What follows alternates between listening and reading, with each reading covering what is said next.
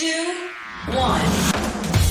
7 things you probably didn't know you need to know. I'm Jamie East, and this is the Smart 7. Good morning, everybody. It's Friday the 4th of February and it's World Cancer Day.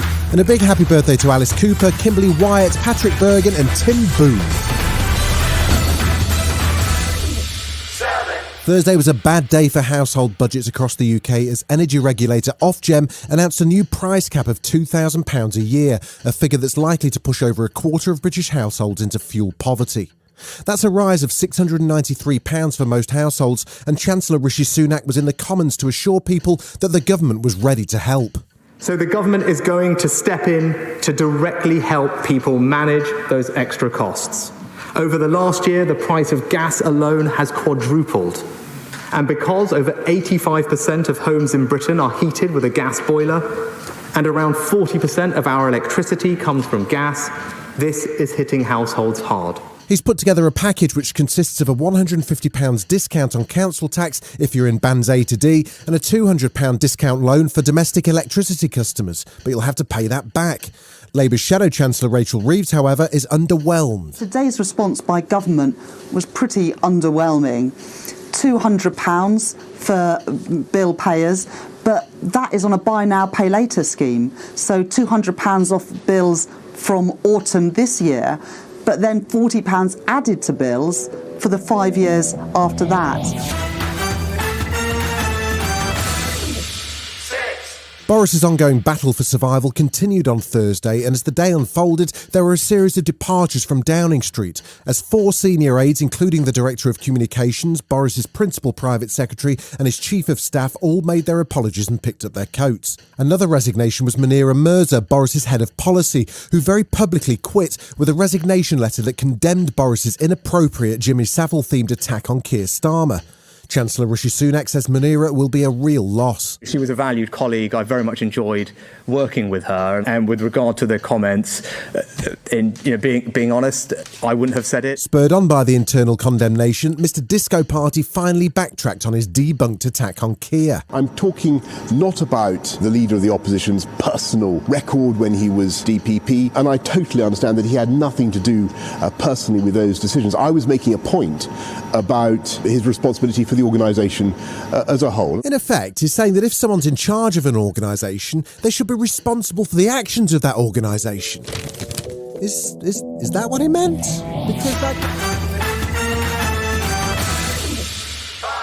While the world's been focused on Ukraine, President Joe Biden's been keeping one eye on ISIS and their activities in Syria. A US Special Forces raid led to the death of Islamic State leader Abu Ibrahim al-Hashimi al-Qurayshi. Joe says his death removed a major terrorist threat to the world. We made a choice to pursue a Special Forces raid at a much greater risk to our own people, rather than targeting him with an airstrike. We made this choice to minimize civilian casualties. As our troops approached to capture the terrorist, in a final act of desperate cowardness, he chose to blow himself up, not just with the vest, but to blow up that 3rd floor, rather than face justice for the crimes he has committed. Thursday saw the resignation of Northern Ireland's First Minister Paul Givan. It came as part of a protest by the Democratic Unionist Party over the Northern Ireland Protocol and the imposition of border checks that entails. His resignation will likely trigger an election, as his deputy leader Sinn Féin's Michelle O'Neill must now also stand down. Ireland's Minister for Foreign Affairs Simon Coveney says it's deeply concerning and that it will be difficult to get things working normally again. We will be dealing with effectively caretaker ministers for the next number of weeks in a very polarised and difficult atmosphere. Putting an executive back together that can function will not be easy. Still to come on the Smart 7, the Six Nations returns, and there are some shocking BAFTA omissions. Right after this.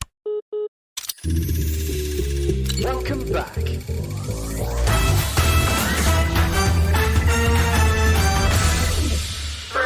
The Six Nations rugby tournament's back in action this Saturday, with Ireland taking on Wales at 2:15, then England face Scotland at 4:45.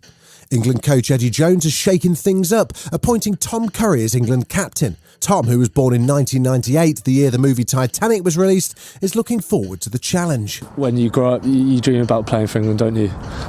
So to then kind of be named captain is truly special. But I think the important thing now is make sure you do the job properly. and don't do it disservice. So really exciting. It was the sex tape that got the world talking, usually quietly in a corner of the pub, but now it's a Disney Plus series called Pam and Tommy. Social media lit up with amazement and delight at the show, in particular for the man playing Tommy Lee, Sebastian Stan, who previously played Winter Soldier in the Marvel Universe. He says Pammy and Tommy was quite a different experience. I had my lawyer call me up and say, congratulations, you are now the client that holds the most nudity waivers. I don't even know if that's something to be proud of, but I think I think trust is the right word, right? Like, I just think if you do not have the trust and the communication there, I just don't think any scenes like that would be possible.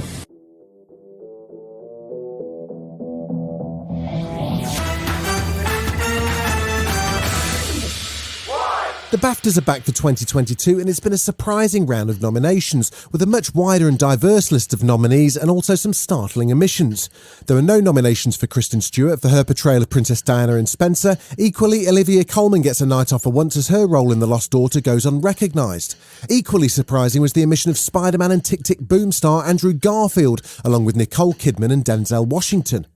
The biggest winner in terms of nominations was June with 11 nods, while Jane Campion's Power of the Dog picked up 8 and Kenneth Branagh's Belfast got 6. Benedict Cumberbatch got a Best Actor nomination for Power of the Dog, and he says it was a tough role. I think this man is utterly wrapped up in a pretzel of hate and pain, and you discover what the causality is behind that. And, you know, I think this is a hard watch. You know, his behaviour, like you say, is repugnant. And I think I've had some reactions from people saying, I can't watch the whole of your film. You're so awful. I don't know why I'm doing an American accent, but the majority of people I've spoken to do have American accents.